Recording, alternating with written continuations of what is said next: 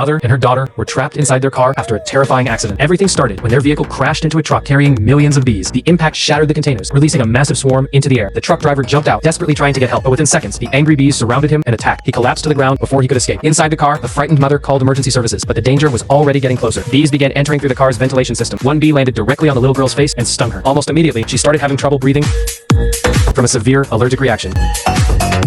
Luckily, her mother had emergency medication and quickly gave it to her. The treatment worked, and the girl slowly began to recover. But then disaster struck again. The mother was stung too. This time, there was no medication left. She also began struggling to breathe as the swarm continued circling the car. Finally, firefighters arrived and started driving the bees away. However, thousands of bees were still surrounding the vehicle. When the car's ventilation system stopped working, rescuers came up with a clever idea. They used a leaf blower to push smoke from the burning truck toward the swarm, forcing the bees to retreat.